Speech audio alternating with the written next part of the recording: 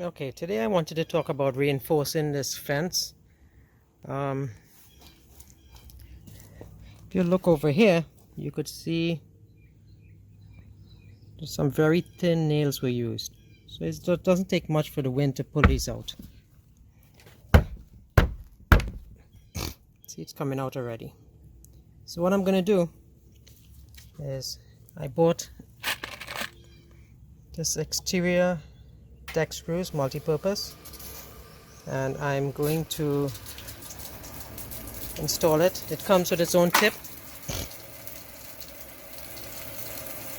in the box. So I'm going to use these screws, they're 1.5 inches, and drive them in to this supporting beam, and that should give it a bit more strength.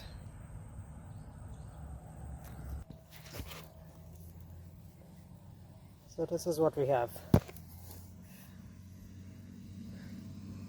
Alright, so I'm just going to reinforce all the way down. If you look closely, you can see there's some separation already. So this should help secure it better. Alright, please note this is not for cedar. This is pine, so it should be fine. Like, share and subscribe.